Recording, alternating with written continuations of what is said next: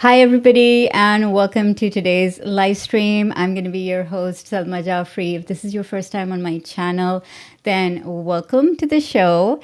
And if you are a regular here, then it's great to have you. Let me know where you're joining in from in the chat. Happy late New Year's. Hi, Lawrence. Yes, absolutely. It's the 13th of Jan. So I think we could still wish people a happy new year. I don't know about you, but I think all of January you can still wish people happy new year. Like January is like my free pass month. Like you can wish people. But it's great to see you guys. So I'm going to be answering some strategy questions today. And I hope to make this like a regular feature on my channel, perhaps monthly. Let me know if you enjoy today's session, if you want more like these. So I will, do a few more. Hi, Bruno. Good to see you showing up to say Happy New Year. Wish you the best for 2025. Thank you so much. And of course, I wish the same for you as well. And really happy that you're here. So, what we're going to do today in today's live stream, I'm going to go for an hour and I'm going to try and answer the strategy questions that you have sent me. So, I put out a strategy questionnaire about 4 days ago, and that went out, and then I received, let me tell you how many responses I have received. 47. I haven't refreshed this for an hour, so it could be more.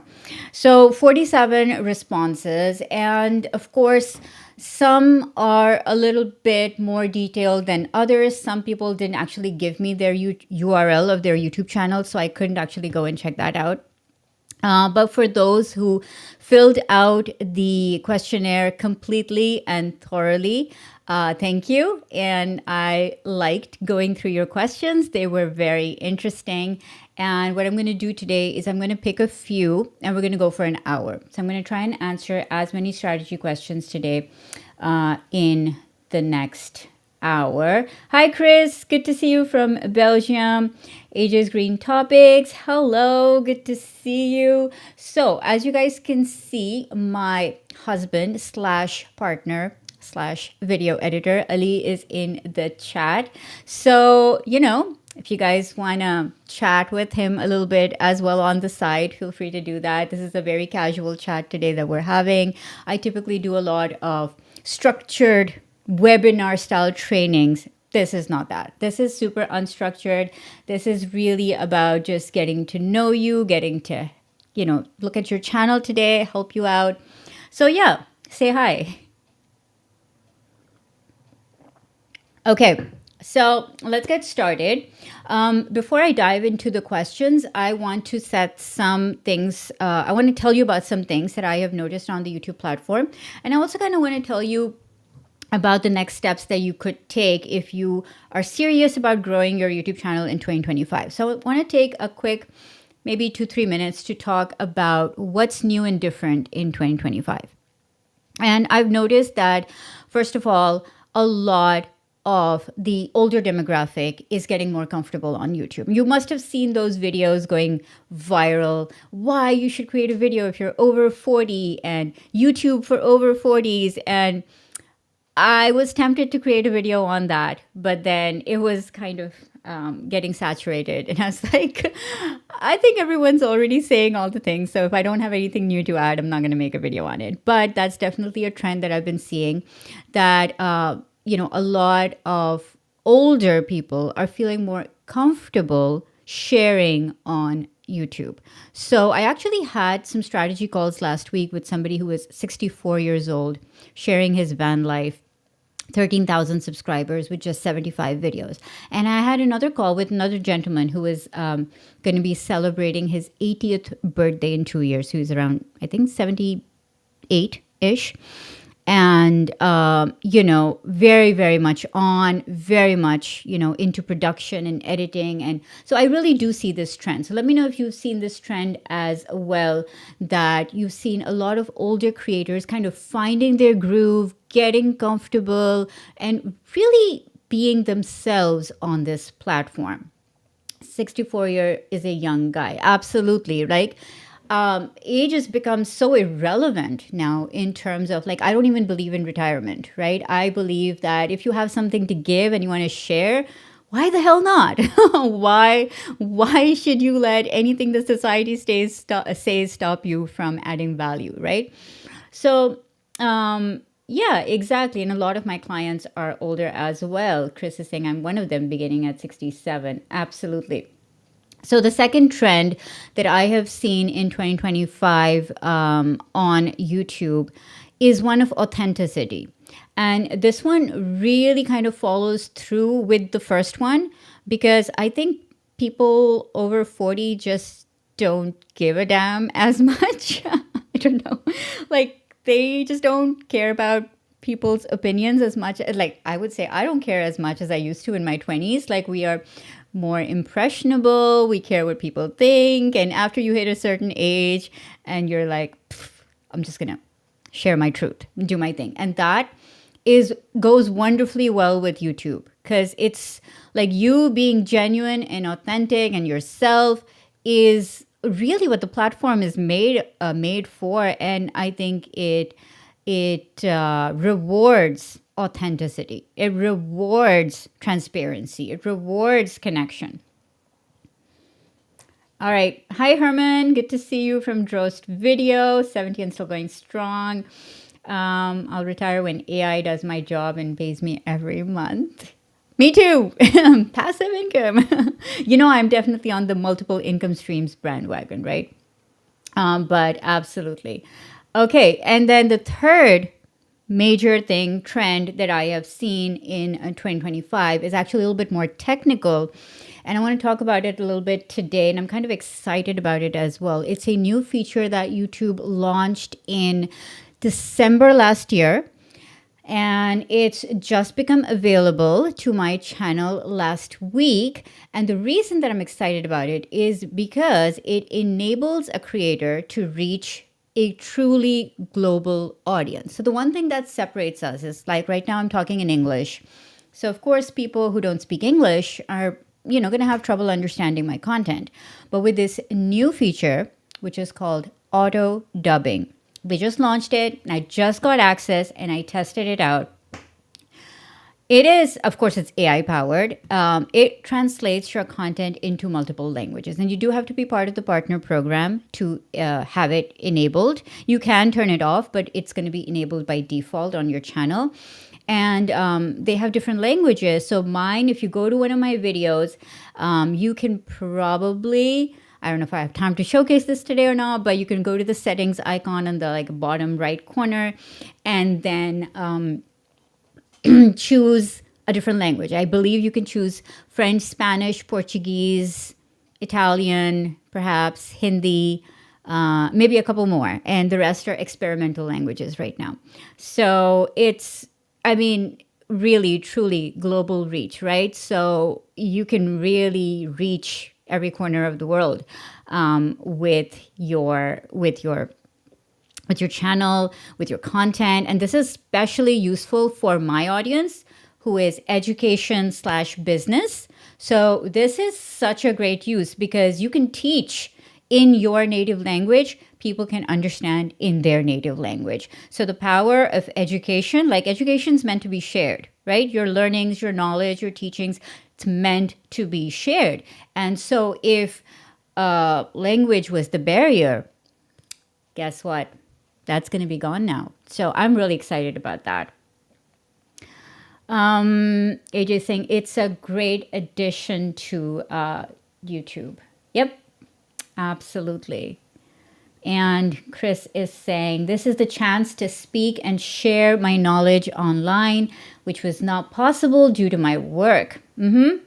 Absolutely. So I'm glad you guys are just as excited as I am about these changes. And in summary, I would say that, because of all of this stuff that's happening, I definitely think that if you are trying to grow a channel, if you are on YouTube in 2025, you're probably in the right place. In terms of the social media landscape and what's happening, we all know that, TikTok might be getting banned in the US. And other platforms, some have dwindling reach, like Facebook, for instance. Instagram's algorithm is just super messed up right now, and it's become really, really hard to grow. And so there's all of this, kind of plateau, uncertainty, downward growth, confusion happening on all these other social media channels. But YouTube is going from strength to strength. Like, even if I wasn't a YouTube strategist, if you were to ask me what social media should I go all in 2025, I would close my eyes without even knowing why. My instinctive reaction would be, you should be on YouTube. And the reason for that would be that your demographic is there because it caters to all demographic, all languages. You have the power to reach many people. Your audience is probably there as well. And it allows you to create content that's media rich and can be repurposed into any format from there onward. So once you have video, you can have text, you can have images, you can have blog posts, you can have social media content, you can have podcasts, you can have visuals, you can have any other type of content once you have the video as your main long form content. So for me, somebody who wants to work smart, who wants her content to live for as long as possible, who wants her content to be found in search, I would absolutely say that YouTube is the platform to be in 2025. How do you test auto dubbing? I'll see if I have time to show you that today, Bruno, but I just want to get to the questions. So we'll save that for another time, but you could look it up, of course. You could ask AI, you could ask Google, you could look it up, right? So there's lots of options. Okay. So let me share the link if you want to still send me a question, perhaps for next time, because I already have some for this time. But here's where you need to send me a question that is related to your channel. And if you send me a question using this link, I will then go and take a look at your channel and perhaps do a live strategy session on a live stream just like this, but you have to be able to give me permission. I sent a question to your question area, and I'll see if I come across your question, and then we will answer that. Ali, you could type it in here, but it would be better if you sent it through the form, because I have all my consolidated data from there. And that's the form that I am going to be using to pull questions from, not from the chat. For the chat, we'll save for follow-up questions. Okay, so really from the strategy document that is on screen right now. Okay. So let's start off. I'm going to go into the reporting section. I'm going to start off with an easier question, one that I can answer really quickly. So my question to you was, what is your biggest challenge with YouTube in 2025?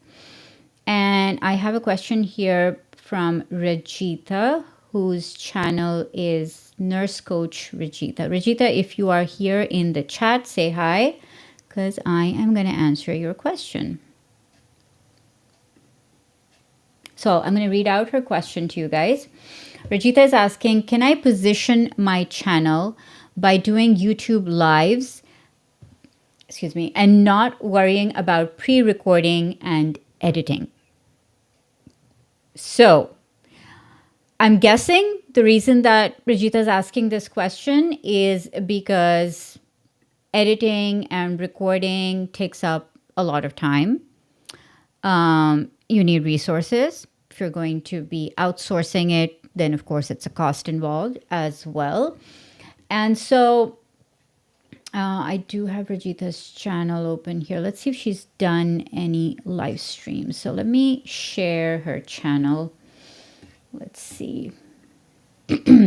So as I'm looking at her channel, I'm going to ask you guys a question. So there's going to be a session where, I want you to also look at other people's channels and think how they might work at the answers. That will also help you for your channel as well, right? So the thing that I would ask you as I share her channel here is that, what do you think is the role of live streams in a channel strategy? So, do you think that live streams could be a substitute for recorded videos? Could you have an entire channel just of live streams? Or maybe you follow somebody who has a channel where they only do live streams. I have a client like that. So, let me know. Let me know if you have done any live streams, if you follow any channels that are live stream only. Okay, so let me know that in the chat. Hi, Denise. Hi, Salma. It's been years since you popped up on my feed. I always love your content. I think I remember you, Denise, even though you changed your name. I think it used to be something else with Denise, and now it's homemaking with Denise. I think I remember you. Yeah, I've been kind of flying under the radar for the last 3 years. There's been huge upheavals in my life, all good stuff. Moved to Portugal, and then I haven't been very consistent with my YouTube uploads because I've been working on, working with clients, and that's been my main focus. But hopefully in 2025, I do plan to have more videos out. So thank you for being here. Okay. Awesome. So let's go back and take a look at Regita's channel. So here it is. She's a health coach and she's asking, can I position my YouTube channel by not worrying about pre-recording and editing? I just want to do live streams. So what do you guys think? So my really quick answer here would be like, I just want to see if she's done any live streams before. And I see that... yeah. So they've gotten, okay views, 752 subscribers, 196 videos. 3 months ago, 4 months ago, 5 months ago. So she's definitely given some live streams a chance. And then let's see in terms of videos. So there's a lot of shorts here. Her most popular videos gotten 13,000 views, but it was 5 years ago.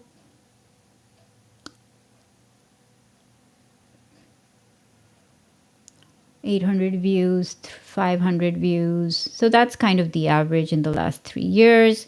And then the latest content is live streams. Okay, so I can see where this question is coming from. Okay, so Adarsh is saying that live streams bring the audience closer and sense of community grows with better engagement. Okay.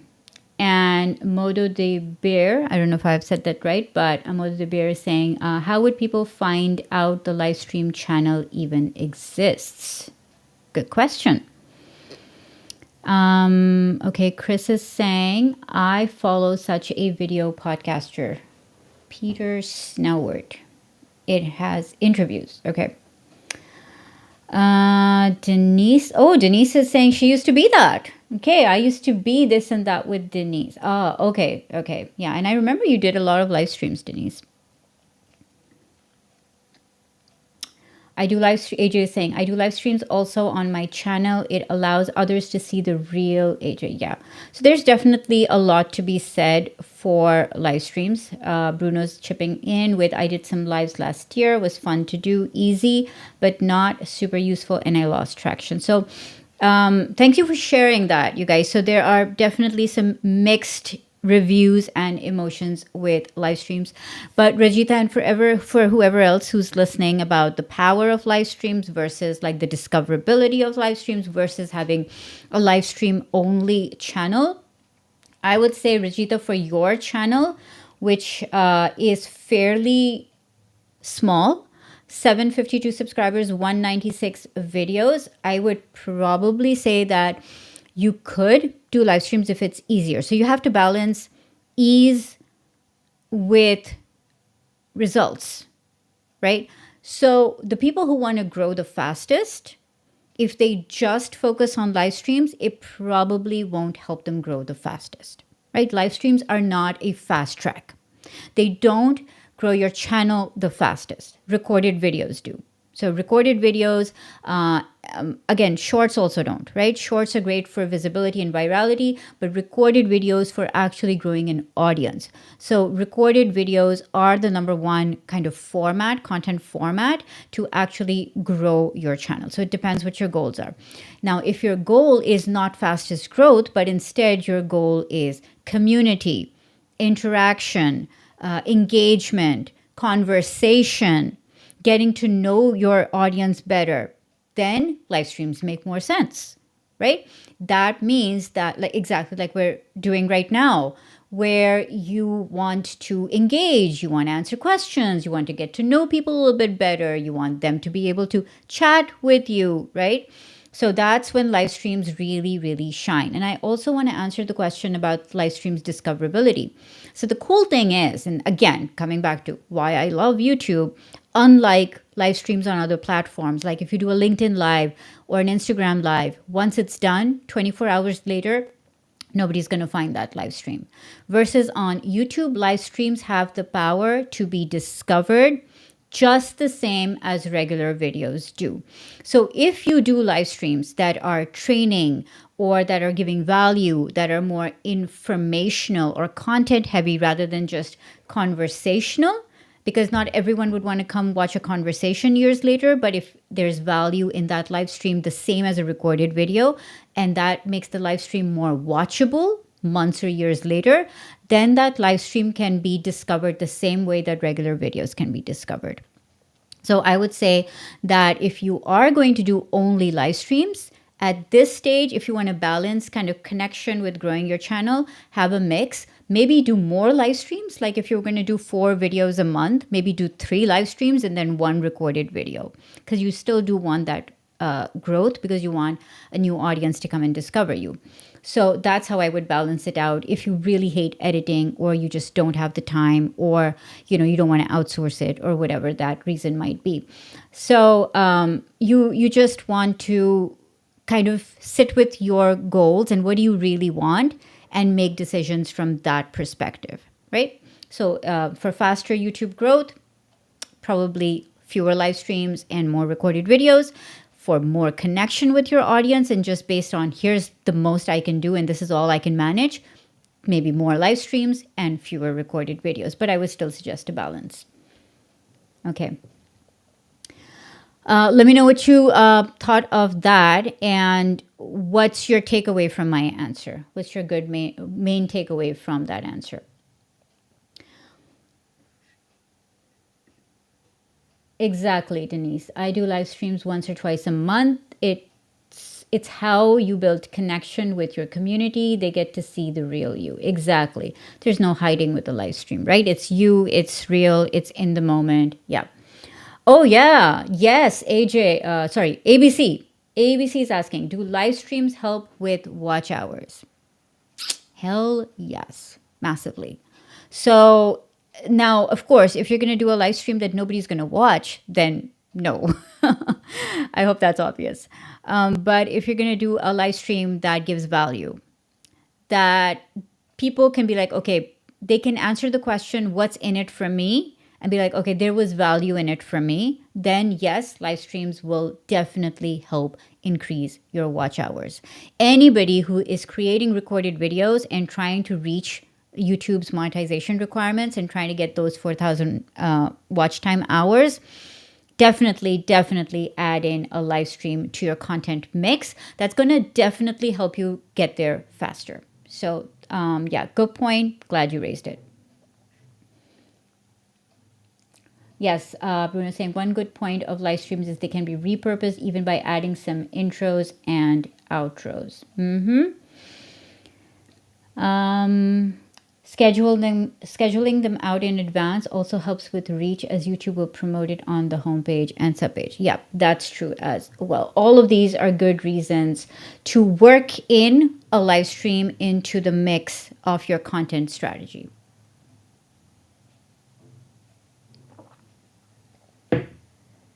Okay, some good questions, and I'm glad you guys are jumping in with your ideas and perspectives, because that really makes the answer a lot better, adds in different perspectives, and I hope we've given Rajita some good stuff to think about. Okay, I'm going to move on to the next question.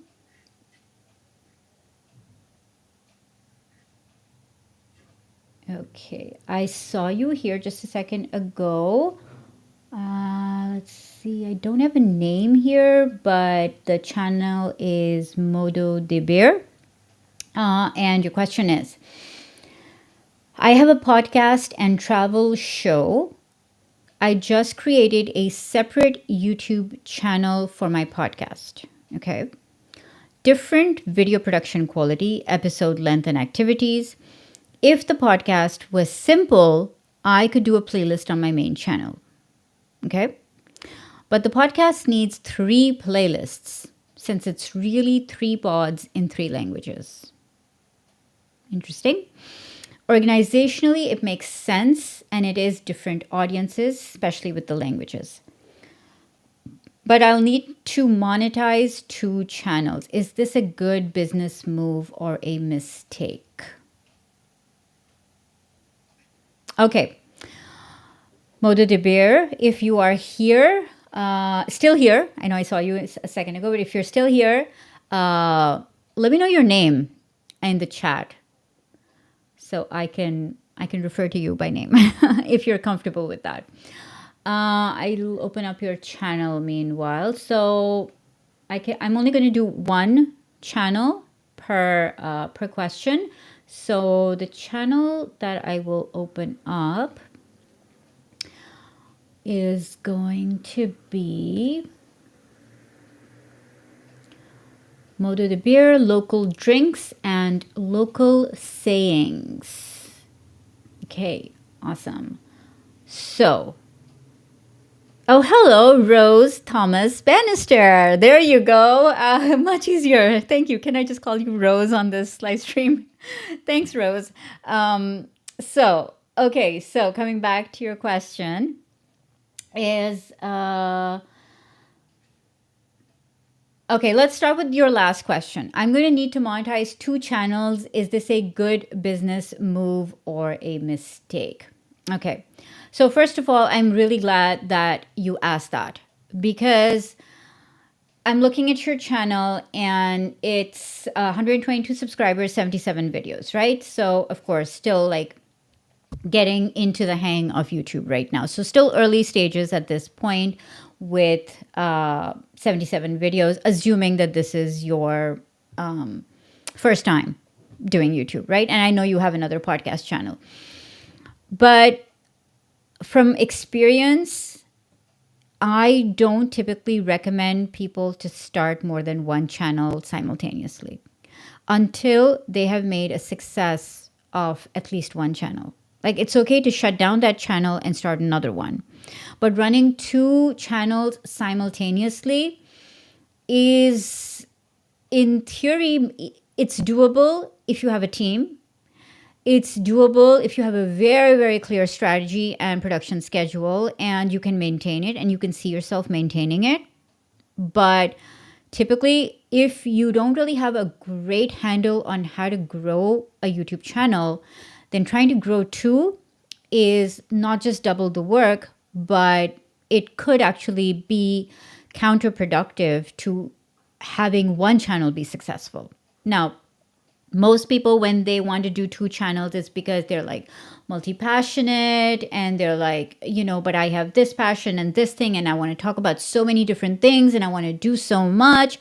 And let me know if that's where you are at. Like, what is the reason why you want to grow 2 channels simultaneously?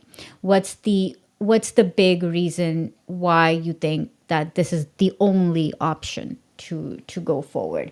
And you guys let me know, have any of you here tried to grow more than 1 channel at the same time? And I'm telling you this because I've worked with clients who've come to me with 3 channels, trying to grow all 3 channels simultaneously. And I have firsthand seen the problems that happen as a result of that.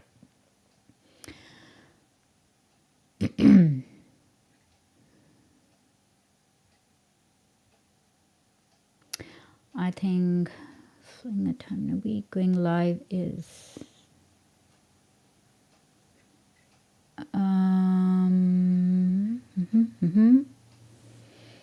The thing is, very different production quality, very different video length, and even different languages. No, I get that. I get that there are two channels for two different audiences. I get that.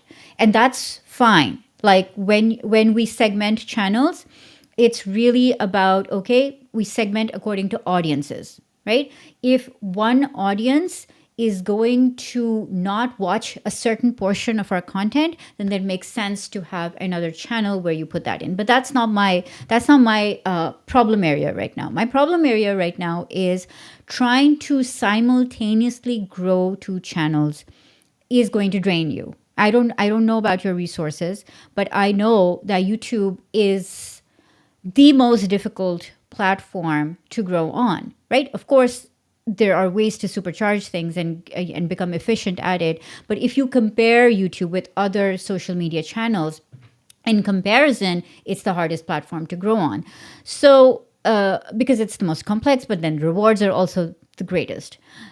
So, from that perspective, if you could, at this stage in your journey, focus on growing one channel and making it successful, if you could choose one channel and be like, okay, this is the one that I want to focus on and grow, then that would make life easier for you. It would make the channel give you the returns that you're looking for. It would make you understand how YouTube works. And then you can take all of that, all of those learnings, and apply it to your other channel. So since your other channel is a podcast channel, I would literally say keep the podcast off YouTube for now. Like you could just do an audio only. You could just do Spotify or whatever, right? So you could still do the podcast channel, but don't try to run it as two different YouTube channels, because a podcast YouTube channel has a very different strategy to the channel that you shared here. This one. Am I still screen sharing it? Yeah, there we go. So this one I see, let's take a look.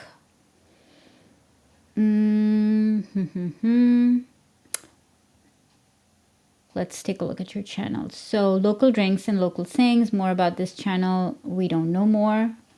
So it needs to be optimized here because there's some data missing. And then when I take a look at the videos, I'm not 100% sure what the channel is really about. I see it's something to do with culture, maybe travel, local culture, but it's not very well optimized to, I don't know if you've heard about my 3-second test, but the 3-second test is basically if somebody looks at your homepage in 3 seconds, can they tell what your channel is about?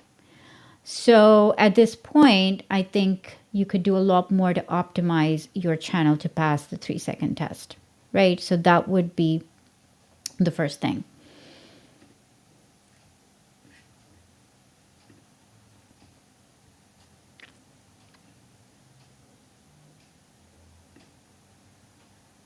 I spent 2 years doing audio only, hired a video editor, and worked on the videos for 4 months. I get it. You're like, I have put in all of this work and I really need it to work. I get where you're coming from. And then the podcast is ready to launch. The show is still in production. Only the pilot is up. Okay. All right. So you're still in the planning stages. Okay. So here's where we're going to go with the strategy. And I actually have a strategy sheet for you that you could probably use. Give me a second to pull it up. So what you want to do is I'm going to share this and then I'm going to show you where to go to get it.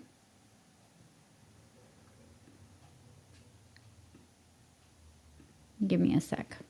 This is going to help anyone who is thinking about YouTube strategy. This is a really good starting point. It's my 1-page strategy sheet with a few key questions that you should answer.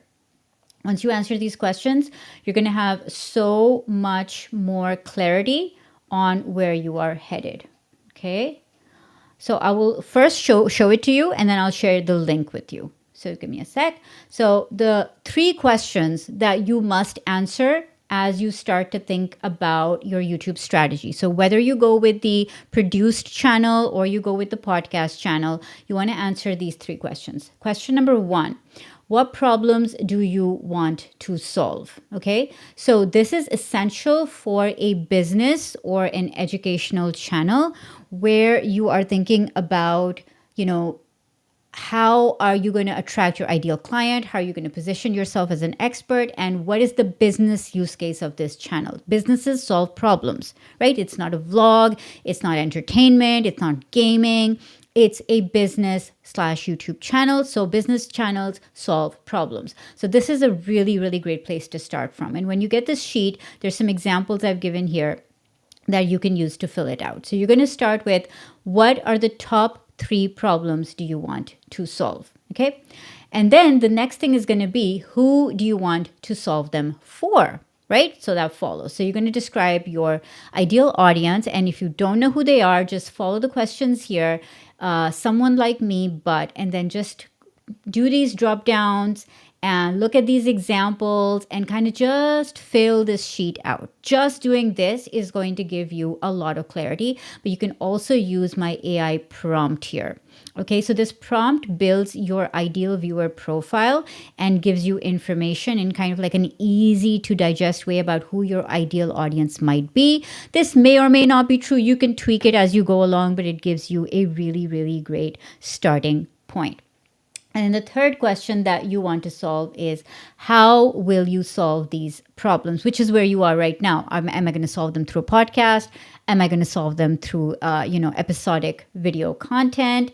And so this is where you get to write down your viewers' top 20 questions, gives you ideas and topics for the whole year. And again, I have an AI prompt that you can use, and it gives you this really usable table of your playlists, your keywords, your titles, and why you would make that video. So you can use this in a podcast format. You can use this for interviews. You can use this for personal brand content. And it just gives you a ton of ideas about how you could structure your entire channel strategy. Okay.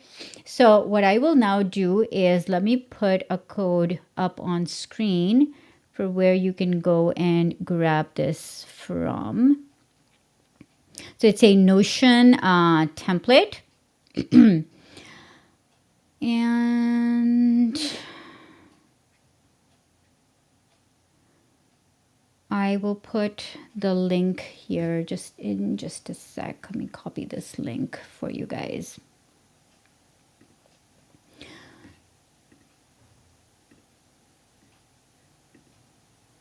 Probably should have been a QR code, but I'll put it in the chat. So you can go grab this from the chat. This is my Notion strategy sheet.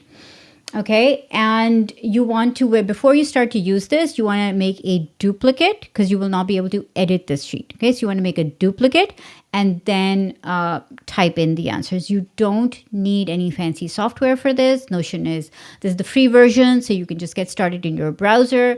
So anybody can use this strategy sheet. And this is like a really great starting point for when you are thinking about, what your strategy should be for growing a channel. So whether it's a podcast channel or another channel, recorded video channel, a live stream channel, any channel that is going to be offering educational / business content, these are the primary three questions that you want to answer. Okay, so you want to answer what problems you want to solve, who is going to be attracted, who has these problems, who do you want to attract, and how are you going to solve these problems. This is the starting point. So let me know if that was helpful.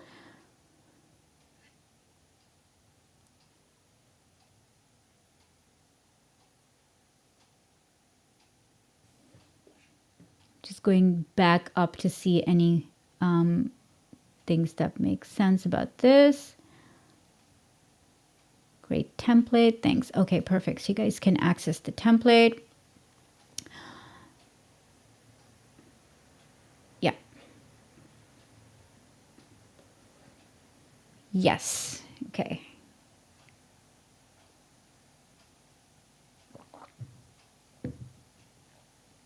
Okay, awesome, Rose. Thank you for the question. And I hope that you got some clarity and that you can tackle whether you go with the podcast channel or the other one.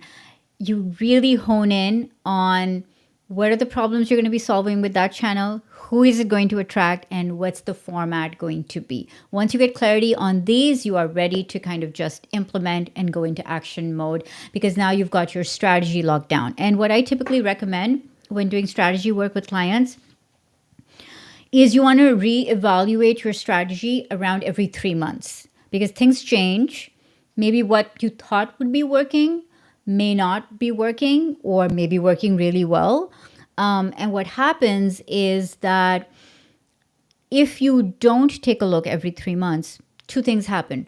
The first thing is you don't give it enough time, right? So maybe you just give it a month and you're like, oh no, this is not working. And then you stop, you self sabotage, or you want to quit and you kind of feel like, I don't know if I should even continue doing this. Like, this is a very real thing that happens with anyone who's not very clear about their strategy, that they give up too soon. We like to say that they give up just before they're about to see success, which is true, because YouTube is the long game and you need to give it a while for it to actually work. So give it 3 months. That's why 3 months. The second reason why I say 3 months is because you will have enough data to see how to make it better. So maybe you want to tweak it. Maybe at that point you want to bring in, another format. Maybe you want to choose different topics. That maybe in those 3 months you did 12 topics and 3 kinds of topics performed really well. Maybe you want to go deeper into those. So the data is going to then guide you to tweak your strategy, rather than you putting blinders on and be like, no, I'm just going to do this and I don't know anything else. And, you don't want that, right? You want to be able to grow. And growth is looking at what is happening on your channel, using the data, using the insights that are coming in from the content that you've created to guide your next steps. So that's why a 3 month period is the optimal time frame to kind of take that into account. Okay, Chris is saying very helpful. So I'm glad this is helpful for everyone else watching as well, because that's what I really wanted to do here. Not just the people who are asking the questions, but everyone watching.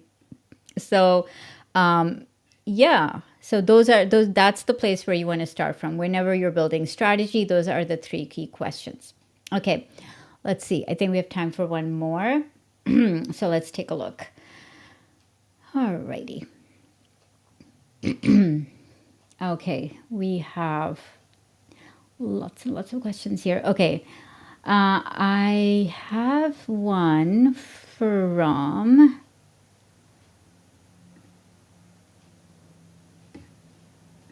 Kel. I think that's your name. An athletics coach. Okay, Kel, athletics coach from the channel Coach Kel Walker. Coach Kel Walker, if you are here on the live stream, please say hello. Let us know where you're joining from, and I'm going to read out your question. I am a self-employed athletics coach that struggles to make content as I am on my own. I don't have other people to help film and edit. I need help with ideas on how I can create the content to be able to upload and grow my business of coaching.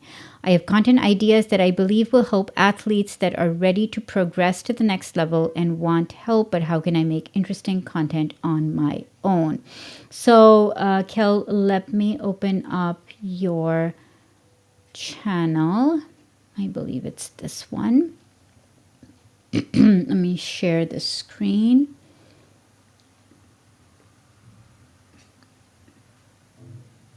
Okay, so this is Kel's YouTube channel. Let's take a look. First things first. So your question is one that a lot of people have, and it's really a very common, and I would slot it under content strategy. I would say your question is really about, okay, what content to create that's going to help you grow and attract your ideal audience. So if that's your question, like everybody else watching, if that's your question, this is the time to lean in and, really think about, okay, how are we going to tackle this? Okay, so let's see. So this is This is Kel's channel. And the first thing that I actually notice on this channel is that the channel header, the tagline in here, needs to be separated.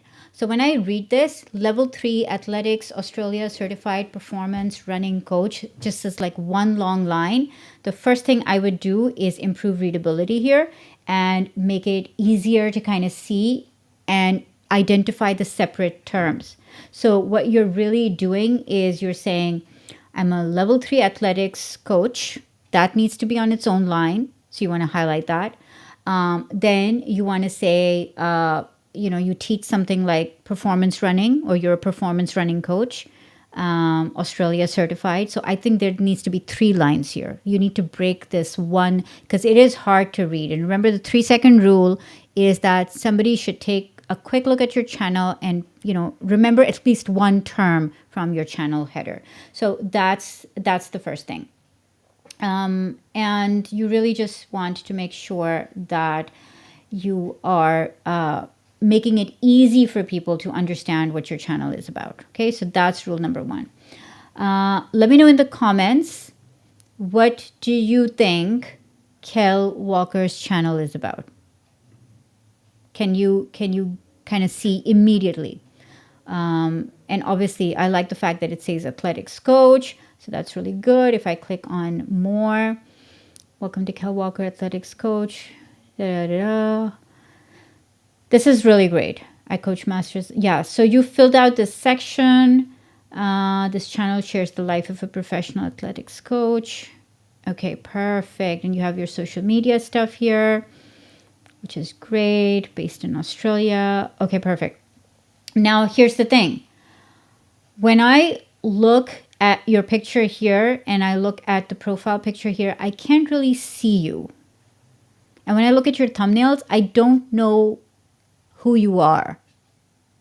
Like, do you guys see this? Let me make it full screen for you here. So can you tell which one of these people, or what does Kel Walker look like here? So what I'm seeing is that I don't associate this as a personal brand channel because the personal brand is not coming through very strong, right? I'm looking at the thumbnails. Maybe this guy is Kel Walker. I don't know. I have no idea. And I can't really see you here. I can't really see you here. I mean, these look like 2 different people. So the first thing that I would literally work on, Kel, if I were working on your channel, is I would do a better job of, because you're a coach. Coaches are a personal brand. People are hiring you. They're not hiring a company. They're not hiring a logo. They're not hiring a guy who they can't see or relate to, right? It's your face needs to be in a place where people make a connection with you, like immediately. That's what needs to happen. So the first piece of branding that I would do with this channel, or rebranding as it were, that I would do with this channel, is to make sure that when people land on Kel Walker athletics coach, I know exactly who Kel Walker is. I know what he is, who he is, what he looks like, and where can I go for more information about him. So your channel header, your thumbnail picture, your thumbnail strategy, your profile picture, one of them needs to have a really, really good picture of you. So establish that brand recognition and brand connection. Okay, the community is chiming in here, and Rose is saying, replace the runner logo with a big picture of Kel.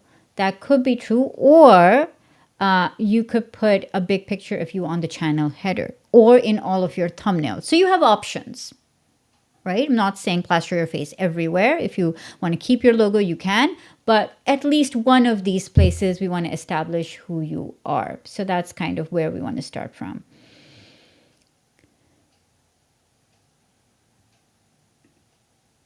AJ is saying he should spy on other channels to get ideas. What are your thoughts?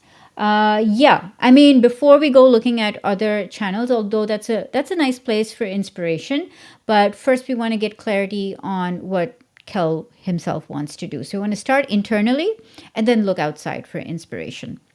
So for sure, it's part of the strategy, but in terms of priorities, I would first go deeper into that person's what do they want to do, and that's where the strategy document really helps you to identify what are the problems you want to solve. And so Kel's question is about content. I need help with ideas on how I can create the content to be able to upload and grow my business of coaching.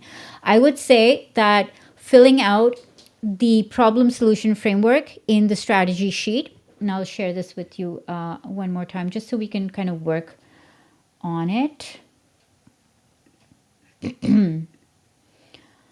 So if you start here, and if you start with what problems do you want to solve, immediately the first question becomes, if you are an athletics coach, do you want to solve people's problems of, performance? Do you want to help them become better runners? Do you want them to compete in the Olympics? Do you want them to not have injuries while they are, trying to get to peak performance?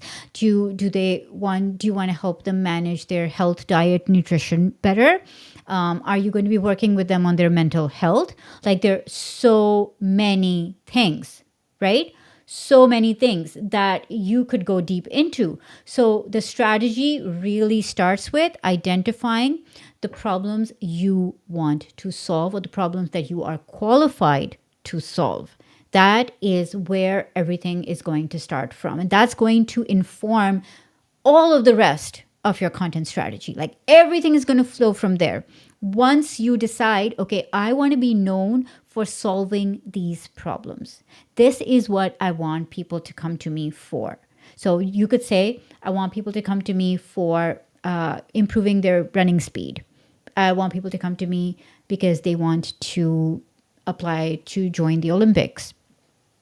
Then that becomes the problems that you're going to solve. And then that informs your content strategy. And when you move into this next section, which I'm going to share with you here,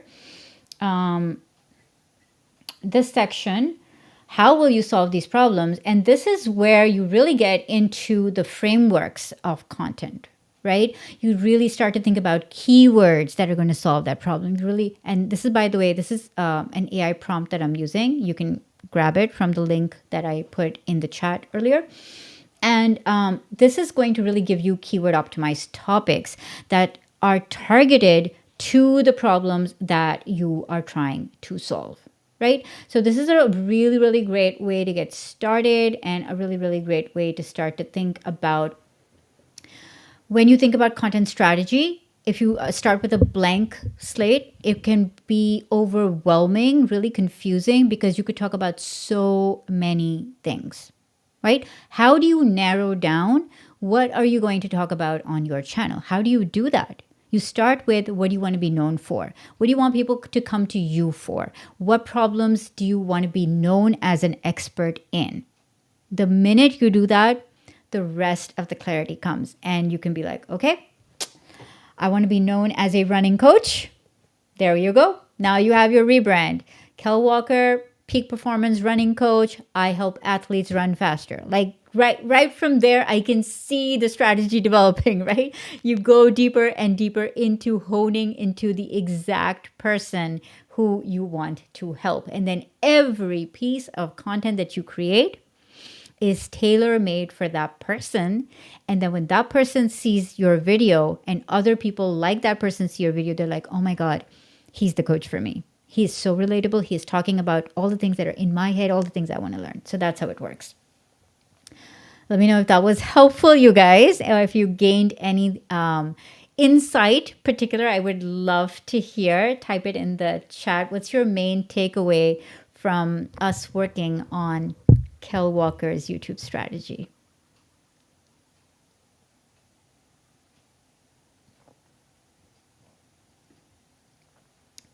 I'd reverse engineer your topics based on common client questions. That's a starting point. Sometimes I get client questions that I'm like, no, I don't want to be known as an expert in this. I don't want to talk about this particular topic, right? So even though a lot of people might be asking me that thing, but if it's not something I want to talk about, then I won't. Because you get to choose what kind of business you want to build, right? And so client questions are great, and if they're already a client, then I guess it's something you already want to talk about. But if you're just getting random questions and you're like, okay, you can pick and choose what you want to be known as an expert in. You can pick and choose. You get to decide. It's your business. It's your channel. You get to decide how people are going to perceive you. What are they going to consider you an expert in? So it's really about figuring that section out. Okay. Let me know if that was helpful, you guys. Let me know your one key takeaway from looking at Kel's channel. And if he's not here right now, then hopefully he's going to see this in the replay. Okay. I want to let you guys know of something that I am doing tomorrow. And this kicks off our January session. So in case you're not aware, I have a membership called the YouTube Entrepreneur Society, and I run monthly training sessions inside there. And what we're doing in January is we're doing Fresh Content January. And what Fresh Content January means that I'm going to be giving my Yes members topics that do really, really well in January and February on YouTube. Yes, there are specific topics. Would you believe it? There are specific topics that work in every niche, by the way. So I'm giving them templates and forms and things. And I'm not just giving them the topics, but I'm also giving them the titles to use to package those topics, the thumbnails to use to create the thumbnails for those relevant topics, and then also the script outline if they choose that particular topic. So I'm giving 5 topics. I'm giving the titles options, the thumbnail options, the scripting outlines, and then finally the call to action for each of those topics. So you can do all 5, you can do 1, you can do 3, completely up to you. And these 5 topics are guaranteed to perform well at the beginning of the year. So what happens on YouTube at the beginning of the year, there is a lot more interest in people starting new things, starting a new hobby, learning a new skill, trying to get their resolutions up to scratch, trying new things. And this is where there's a lot of interest in new content. So there is a very specific strategy for January and February that we implement with my Yes members. So if you are interested in joining us, I'm going to put up the link for joining Yes. Now, it's a monthly membership, and you get, apart from these monthly trainings, you also get group coaching calls with me, kind of like what we did today, except it's in a more intimate environment, and you are on screen as well. So you get talk time, and we look at your channels, and all of that happens, right? Also, we do member hot seats, which are channel audits. So once you implement strategies, we come and look, and by we, I mean me and the other members. We come and look at your channel every month, and we do a little mini audit and kind of see, okay, what's been going well, what can you tweak, where do you go from here? So you have like your personal brainstorming peers right there giving you advice, and everybody kind of helps you grow. So it's a really, really great environment. So that is inside Yes. But apart from that, you also get all of my courses, all of my trainings, my flagship course, YouTube Launchpad, which has like fundamental stuff about attracting your audience, creating authority videos, growing your channel, getting views, where traffic comes from, how to package your videos, how to upload your content, how to edit your content. There's an editing module. There's like a lot of good stuff inside. It's all on this link that I've put up there. So if you go to this link, you'll see everything. You'll also see all the January sessions that are going to be coming up in January. So our next one is tomorrow. Yeah, the 14th of Jan, and then the one after that is the 21st of Jan, and then we have the member hot seat on the 28th of Jan. And what happens inside the YouTube Entrepreneur Society is kind of what we did here, but a little bit more customized, a little bit more streamlined to you. So if you're looking for 2025 to be the year where you're going to be like, okay, I don't want to do this in a void. I don't want to second guess myself. I don't want to make decisions by myself and then worry and wonder whether it was the right strategy to implement. Like 6 months down the road, oh my God, I didn't do this right. So that's kind of really who the YouTube Entrepreneur Society is for people who want a supportive community, people who need custom tailored advice, people who are serious about their YouTube channel. So perhaps you want to go from a hobby channel to a pro channel. That's who YouTube Entrepreneur Society is for. Or perhaps you have tried a lot of different things and you need one thing that works for you. You need clarity and support in implementation. We do a lot of actionable trainings inside. So that's who the YouTube Entrepreneur Society is for. Chris is saying, glad that I joined. Chris is our annual member, by the way. You get 2 months discount if you join on the annual rate, by the way. So I love that because, again, when YouTube is the long game, right? And when you think about it as the long game, if you give yourself a year to implement, you are going to go so much further, so much faster than if you're going to try to do it all in a very short period of time. And trust me, I've coached people. I've done 5-week coaching programs. I've done 10-week coaching programs. But I genuinely think that when people commit to a year of YouTube, that is where they see the most growth, because it takes time to build up the foundational pieces, then to see the results coming in, then to tweak your strategy according to the results coming in. So, you kind of come full circle when you do it for the year. So I love my members. It's a very supportive community. Everyone in there is an entrepreneur trying to grow their business and their channel. And when you join, you will get a complimentary strategy call with me. So we will develop your entire YouTube content strategy in the call, map out your entire 1 year of content, and then you get started with implementation. So within your first week, you will have clarity, you will have a sense of direction, you will know exactly what you're going to be working on for the year, and then there are going to be multiple checkpoints and things that you're going to be, kind of using to measure progress. So let me know if you have any questions around it, or if you would like to maybe send questions. You can just reply to the email that I sent out about this live stream, and you can just reply back to any of my emails and ask me questions. They all come to me. And I hope to do a lot more live streams, not too many. Once a month is what I'm going to be aiming for. So, yeah. Hopefully going to be answering some more strategy questions as we go on. But if you want to work with me, then of course, this is the number one way that you can work with me. Thank you, AJ. Thank you for being here. And before we end, let me know the one thing you're going to take away from today's live stream. If there was just one thing. So I think we did 4 channels. We did Kel's channel, we did Rose's channel, we did Rajita's channel, and I think 3 channels, right?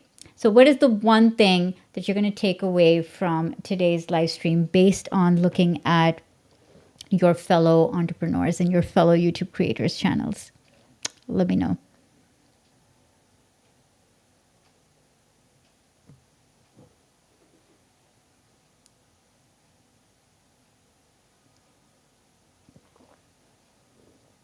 I like the 3-second rule. Yeah, me too. It's visual, right? YouTube is visual. If people can get you, then they're more likely to listen, follow, do all of that other stuff.